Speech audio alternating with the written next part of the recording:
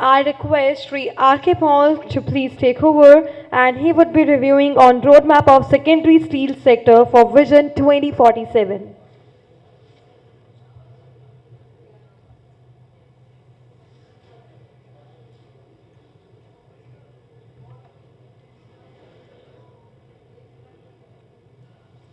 Good morning, everybody.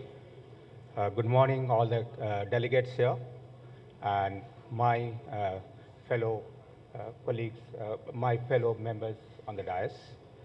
Uh, can I have the presentation, please? Yeah.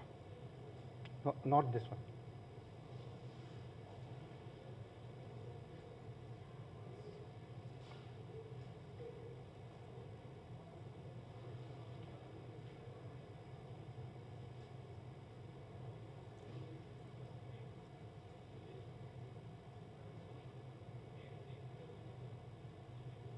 NIST.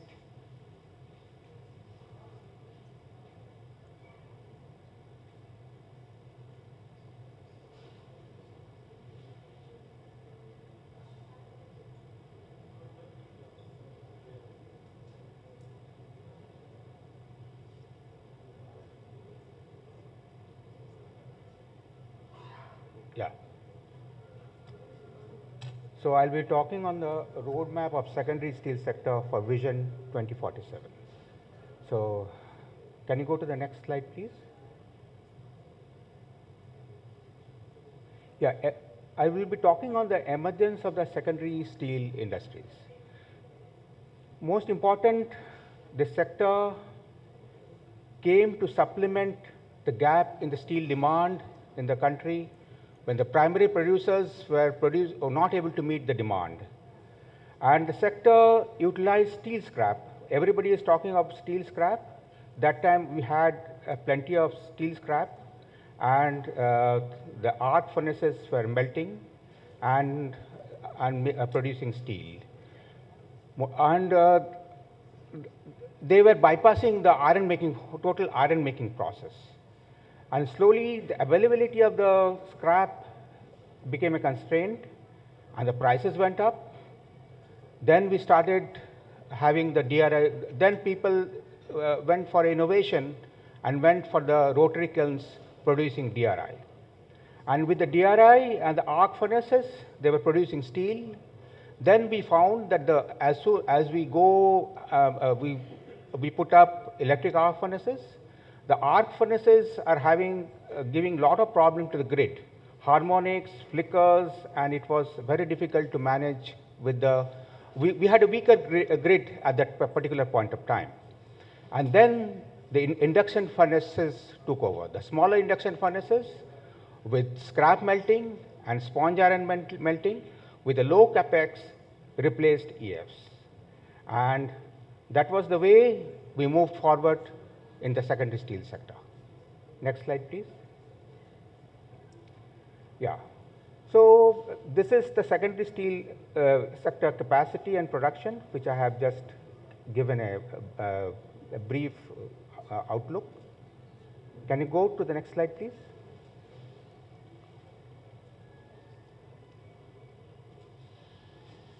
Yeah. So the vision for to attain self-sufficiency, where secondary steel dominated by value-added products with lower carbon footprint, as per the COP27 commitment. This is one of the vision we look forward to. Then to direct steel makers and processing units, recycle units to become globally competent so that they are productively engaged in cost-effective, quality-compliant, safe, and environmentally sustainable production, processing, efficient supply chain activities. See, supply chain actually is an issue in this country because when we import scrap, the freight rate is is one of the 4th highest in the world. And that actually adds on to the cost of the scrap, and scrap melting becomes non-competitive.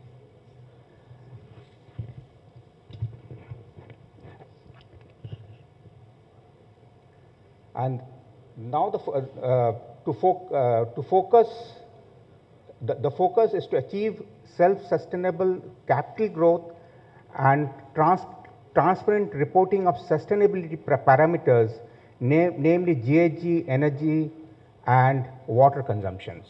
Because this, you are now seeing Delhi and the other places, and the international media now are pinpointing towards India, which is now having the highest temperatures in the world. So everybody will be pushing us to reduce our greenhouse gas emission. So for this, we need to have a mission, and the secondary steel sector will be an important player. Next slide, please. Now, the raw material security is one of the essential ingredients for any industry. Most important raw material is basically the iron ore. The iron ore availability and its usage is one of the most important issues which the secondary steel sector is facing now. The secondary steel sector, the DRI, uses normally the CLO, the calibrated lump ore, 5 to 20 millimeter, and they can also use pellets.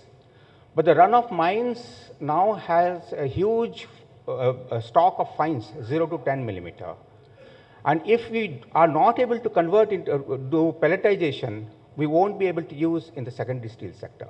And slowly, within the next decade or a decade or two, iron ore, if you don't put up pelletization plant, it will always be a constraint. So we need to work on the security for supply of iron ore to the secondary steel sector.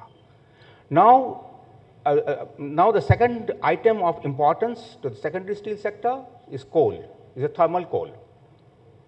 And to put it forward, the thermal coal has a very important role in our economy.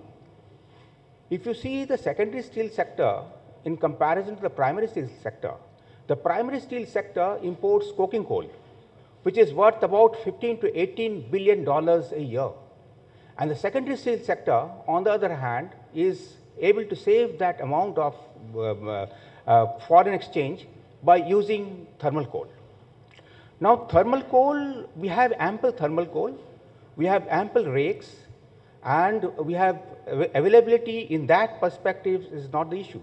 But the issue is from the mines to the siding, where we face problem, and the turnaround time of the wagons and the rakes are too high. For this, we require pipe conveyors and silos and easy loading of wagons at the point of loading of coal. So if we can take care of by supply of coal in this way to the siding, then I think we'll be able to manage our demand and supply of coal, because the major user of thermal coal is the power plants, and secondary steel sector comes afterwards. So this way, I just actually had an interaction in a particular conference with Additional Secretary of Coal, who said the availability of coal is not an issue. The main issue is to bring the coal and load into the wagons, which is taking much more time. Next slide, please. Yeah, these are the different clusters. We have 19 clusters in the country, and to secure, and each and every cluster has a different problem of raw material. Some are situated at the iron ore belt, some are situated in the coal belt, some are landlocked states where you have to get by wagons the raw material. So we have to have a different, diverse perspective with respect to each and every cluster, and we have to micromanage those particular cluster. Next slide, please. Now the energy. The energy consumption and energy, what you call GHG emission, all comes together. Now, if you see the minimizing specific energy consumption by adopting suitable method, such as replacement of, I am talking about the induction furnaces, replacement of old and obsolete technologies. There are a lot of induction furnaces which are still running with obsolete technologies, which we need to work on and replace with the efficient and other newer technologies. Then installation of scrap preheating system. If you preheat the scrap, there's a lot of energy savings. Then next is optimizing of pouring temperatures. The induction furnaces generally require about 1700 degrees centigrade and more at the tapping temperature. On the other hand, the EBT type electric arc furnaces, you can tap below 1600 temperatures with lower energy consumptions, but they require an additional ladle furnace. So the induction furnace actually work for both the electric arc furnace and the ladle furnace together, and it is replaced by induction furnace. So we need to work on this, and a lot of R&D is required in this particular area. Then the next is the reduction in radiation losses, and then optimization of the charge mix, then installation of shredding machines and improved scrap charging, and then optimized cooling water system. These are the areas where we can save energy. Next slide, please. Now everywhere people are talking about the green steel.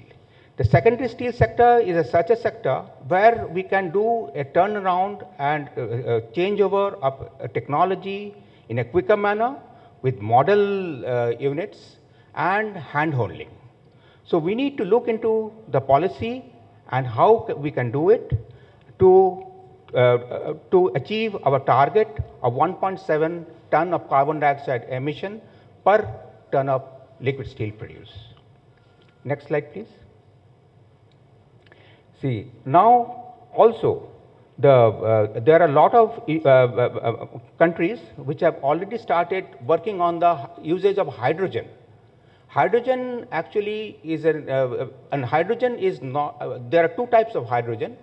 One we call the gray hydrogen, which is produced from the fossil fuel, and the other hydrogen is the green hydrogen. And all the countries now are concentrating on green hydrogen.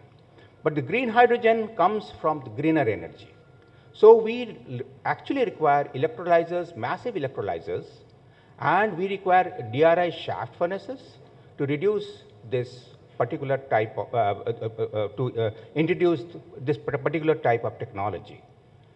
But the most important thing is we require massive R&D. Until unless we go for a massive R&D, a revolutionary R&D, we won't be able to achieve green steel. So I think we need to work on this area. Next slide, please. Now, the secondary steel sector actually are very smaller units. The smaller units has an advantage of producing very high value steel. They need not work on the volume. Volume basically is that when they work on volume, the handling of the raw materials, handling of ferroalloys, handling of coal, then the constraint of land, constraint of freight, everything comes into picture. So I believe that this secondary steel sector can do a lot in producing specialty steel, which can be 1.5 times, 2 times, 3 times, 5 times of the price of TMT or the normal steel which they are producing. Next slide, please. Now I can talk on the logistics. See, our country has already started with the 2 DFCC corridors. Then there the Sagarmala project. So we are trying to reduce the constraints in the transportation of raw materials, transportation of finished goods. So slowly we'll be able to manage our raw material accordingly.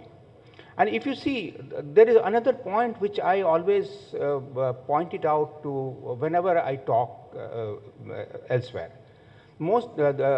If you take the country like Turkey, Turkey produces 80% of the steel, from specialty steel to any steel, from scrap.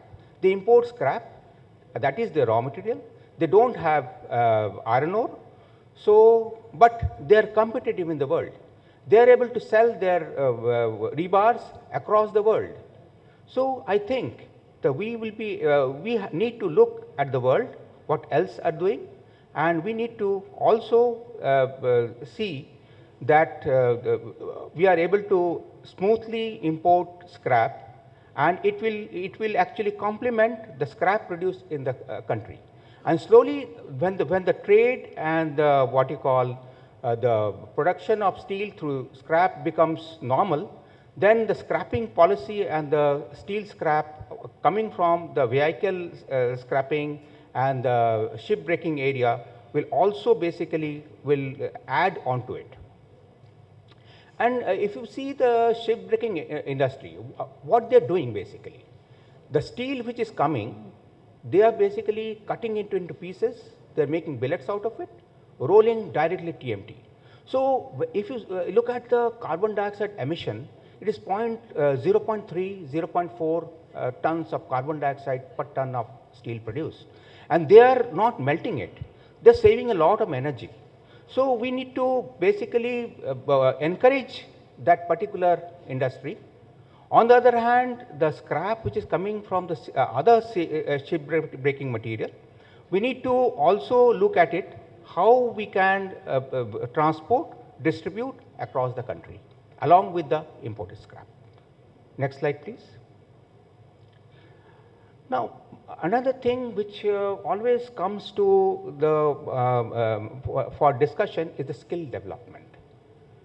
If you see the manpower structure in this country, we have a lot of good engineering colleges, and we have got, and if you train them, they become very skilled.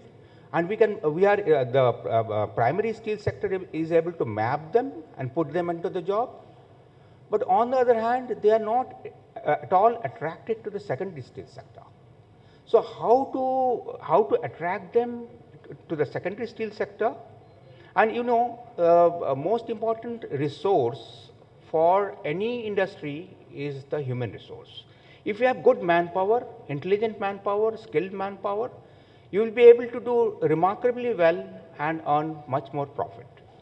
But which comes to basically not to the steel industry, to the whole manufacturing industry altogether, is that there is a migration of mechanical engineers, electrical engineers, and other engineers, and good technicians to the IT sector. IT sector is able to attract all people, all skilled manpower, and the manufacturing sector is left out with very less manpower. So how to go about it? How to make manufacturing attractive to our what you call the generations which are just getting educated, is also basically a very important issue. On one hand, we talk about that we need to create jobs, but jobs are there, but the manpower is totally wholly migrating to the IT sector. So we need to look into it and how we need to go about it. Okay. So this is one of the most important, and see, the next 25 years, which we call the Amrit Kal, is very important, where we will be able to, we need to look into that, we need to get the demographic dividend out of it. So how to get the demographic dividend and to help the manufacturing sector and the steel sector will be a major point for the government, for the whole nation, and let's see how we can do it. Next slide, please. Yeah, this is the vision which I put forward to. The next decade or two will be all fuels will be all gaseous, and development of hydrogen will be as an important reductant. And then we need to go for the efficient melting and heating furnaces, and the recycling everybody is talking about, and enhance resource efficiency. Thank you.